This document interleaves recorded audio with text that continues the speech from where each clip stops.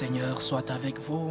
Et avec votre esprit. Évangile de Jésus-Christ selon saint Luc. Gloire à toi, Seigneur. En ce temps-là, Jésus déclarait à ses disciples: « Je vous le dis à vous qui m'écoutez, aimez vos ennemis, faites du bien à ceux qui vous haïssent, souhaitez du bien à ceux qui vous maudissent, priez pour ceux qui vous calomnient. À celui qui te frappe sur une joue, présente l'autre joue. À celui qui te prend ton manteau, ne refuse pas ta tunique. Donne à quiconque te demande, et à qui prend ton bien, ne le réclame pas. Ce que vous voulez que les autres fassent pour vous, faites-le aussi pour eux. Si vous aimez ceux qui vous aiment, quelle reconnaissance méritez-vous? Même les pécheurs aiment ceux qui les aiment. Si vous faites du bien à ceux qui vous en font, quelle reconnaissance méritez-vous? Même les pécheurs en font autant. Si vous prêtez à ceux dont vous espérez recevoir un retour, quelle reconnaissance méritez-vous? Même les pécheurs prêtent aux pécheurs pour qu'on leur rende l'équivalent. Au contraire, aimez vos ennemis, faites du bien et prêtez sans rien espérer en retour. Alors votre récompense sera grande et vous serez les fils du Très-Haut, car lui, il est bon pour les ingrats et les méchants. Soyez miséricordieux comme votre Père est miséricordieux. Ne jugez pas et vous ne serez pas jugés. Ne condamnez pas et vous ne serez pas condamnés. Pardonnez et vous serez pardonnés. Donnez et on vous donnera. C'est une mesure bien pleine, tassée, secouée, débordante, qui sera versée dans le pan de votre vêtement. Car la mesure dont vous vous servez pour les autres servira de mesure aussi pour vous. Acclamons la parole de Dieu. Louange à toi, Seigneur Jésus. Hier, je parlais des paradoxes de notre foi, ces faits et ces événements qui parfois peuvent être pas logiques à l'œil humain. Mais devant les yeux du Seigneur, il y a une logique. Aujourd'hui, le Seigneur pousse le bouchon un peu plus loin. Nous croyons en un Dieu très exigeant. Notre foi est une foi exigeante. Combien de fois le Seigneur nous demande de faire des choses qui sont si difficiles? Combien de fois le Seigneur nous demande de faire des choses que le monde ne comprend pas? Lorsque les Romains, dans l'Empire romain, lorsqu'ils préparaient la paix, ils ont créé un concept, la Pax Romana. Si tu veux la paix, prépare la guerre. Et c'est ce que le monde nous enseigne. Si tu veux la paix, prépare la guerre. C'est-à-dire, mets-toi à la défensive. Si tu veux être grand, alors il faut persécuter les autres. Mais le Seigneur nous enseigne toute autre chose. Il est exigeant. Le pardon. Combien de fois c'est si difficile de pardonner? Combien de fois nous expérimentons la volonté de pardonner, mais c'est si difficile. Lorsqu'on t'a offensé, lorsqu'on a offensé tes enfants par exemple, combien de fois cela est douloureux et combien de fois nous n'arrivons pas à tourner la page. Mais quelle est notre motivation? Pourquoi dois-je pardonner? Pourquoi dois-je tourner la page? Pourquoi dois-je être miséricordieux? Pourquoi ne dois-je pas juger? Par humanisme. Les païens en font de même, dit le Seigneur. Pourquoi dois-je être charitable? Ceux qui ne croient pas en Dieu font des dons.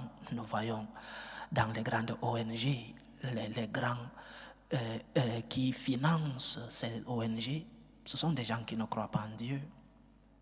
Mais toi, chrétien, pourquoi dois-tu pardonner? Pourquoi dois-tu être miséricordieux?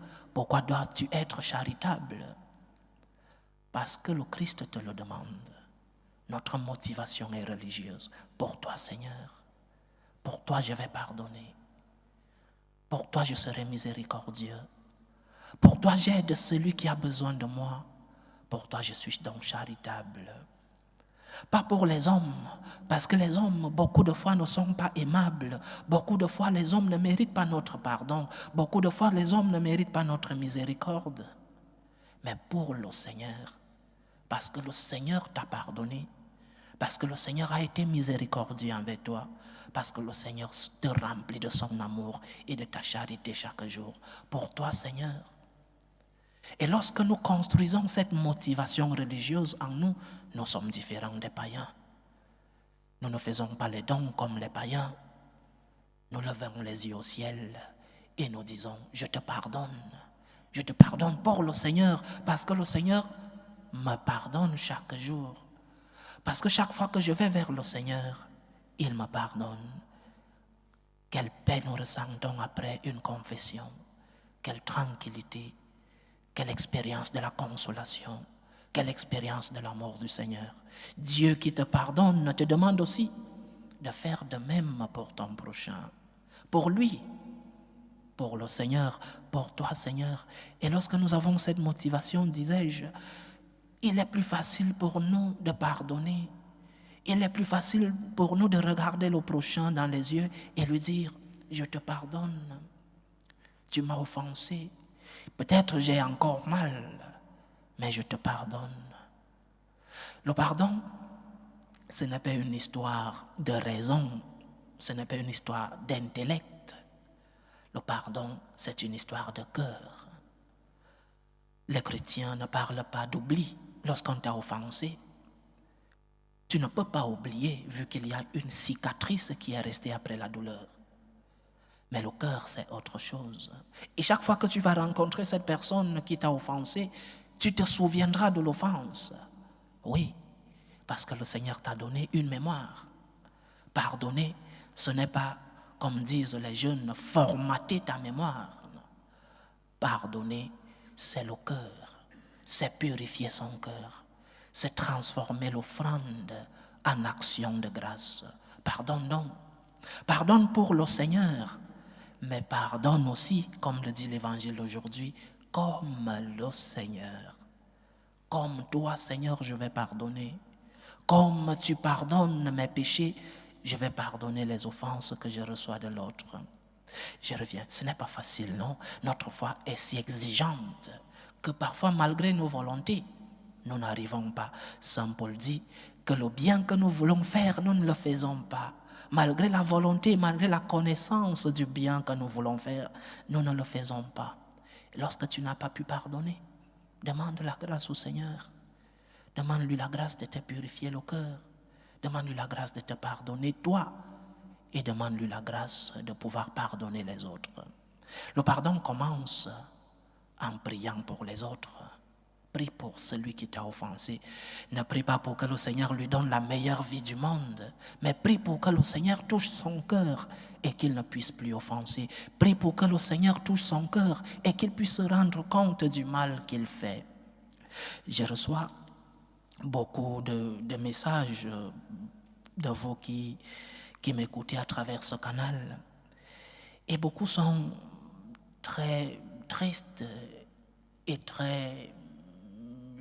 J'arrive pas à utiliser le concept, mais très tristes par les politiciens de leurs différents pays. Mon Père, comment des personnes peuvent-ils, en sachant qu'ils font du mal à leurs concitoyens, comment peuvent-ils dormir tranquilles? Mon Père, je n'arrive pas à pardonner les politiciens de mon pays. Prie pour eux. D'ailleurs, parce que le Seigneur te l'envoie, il faut prier pour nos gouvernants. Mais prie pour que le Seigneur puisse transformer leur cœur. Et en cela, tu n'auras plus de haine, tu n'auras plus de ressentiment envers cette personne qui te rend la vie difficile. Prie pour ceux qui t'offensent. Prie pour ceux qui te veulent du mal. Prie pour ceux qui te font du mal. Parce que le Seigneur te l'envoie. Pour toi, Seigneur, je vais pardonner. Pour toi, je fais un effort. Et comme toi, j'essaye de pardonner. Que Dieu nous aide à transformer nos cœurs. Qu'il nous aide à tourner la page lorsque nous avons reçu une offense. Que Dieu nous aide à regarder nos frères avec ce cœur miséricordieux, ce cœur compatissant qu'il avait lui-même lorsqu'on l'a offensé. Que le Seigneur nous remplisse de sa grâce, qu'il nous remplisse de son pardon. Loué soit Jésus-Christ. À jamais.